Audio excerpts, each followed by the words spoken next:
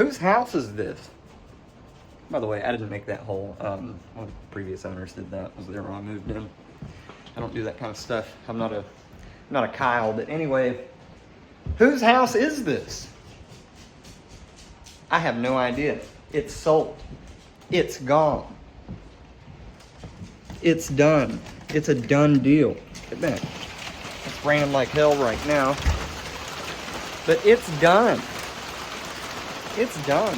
All this stuff I built, it's not mine. It belongs to somebody else. Sold. You see that sign up there on the road? See the very tip top of it? Sold. So now I don't own any property. I have no farm. I have no anything. I think I've said this already. It's not even my car. That one, I stopped making payments on, so I'm going to come get the damn thing. Trailer, strong, not mine. The Corolla. It's in my name, but as soon as I get down to Costa Rica, I'm going to give it away. So, that's that. I mean, if you're the new owners and you're watching this, listen, I lived here for 4 years. I really, really enjoyed life down here for a long time. This is a great property. Even after the sale, I mean, I'm just going to be totally honest with you. I loved it here. I built a greenhouse. That's a little over 1,000 square feet, which me and a buddy of mine dug out level. It took us many, many months to do that, like 5 or 6 months. So we finally got that figured out. There's a wood stove in there. If you want to button this thing up for winter, what you need to do is don't worry about installing the big vent fan that's in there. You need 2 of those, by the way, and they go on the back side. You see those 2 square holes? There's a small vent fan there. Run it constantly. And then to keep this thing heated in the wintertime, you can either install a propane heater in here, which I would recommend, or if you go back in my previous videos, you'll be able to see that the wood stove will work, but the problem with that is you have to wake up every 3 hours and come out here on nights when it's below freezing. So if you enjoy sleeping through the night, get a propane heater.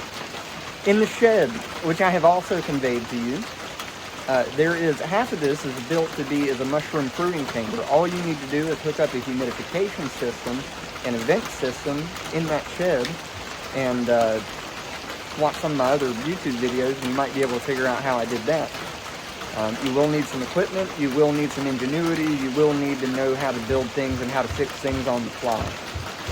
Other than that, I'm not a farmer anymore. I don't grow plants, I don't grow mushrooms, I don't do any of that stuff at all anymore. I do art, and that's it. Also to the new owners, I left behind a lot of valuable personal items. There was a big list that you should have gotten from the real estate agent.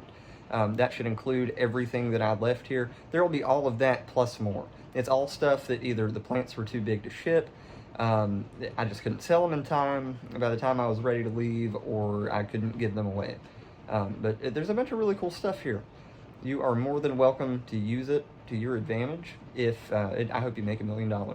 If you need help from me, then you can reach out to the real estate agent, and I will make sure that you have my personal cell phone number. If you have any questions about how to operate the greenhouse, or how to finish it up, how to keep plants happy, I have a lot of experience in this field. So if you just hit me up, I'm more than happy to help you out. I left behind a ton of plants, mostly cacti. You are more than welcome to use that. And I'll tell you what else I left behind is a ton of pots, a ton of trays, and a bunch of soil. Now that soil I made in the composting stalls, which are in the back here. I made those, or I made that soil, I made the compost stall and then made the soil, and I made it out of spent mushroom fruiting blocks. So it's really, really good live soil, and then I would typically mix that with around 50% perlite, and that's what's in those bins in there. So that is a perfect soil for cacti. It may or may not work out great unless you water frequently for plants that require a little bit more water. But that is my preferred mix for cacti. And there's videos on soil on this channel as well. So if anybody wants to go back, you want to see kind of what I did here, what the property was, when it was in action, please. I would be most honored. If you have any questions along the way, you can drop a comment. Or, you know, if you're the new owners, request my cell phone number. I will be happy to give it.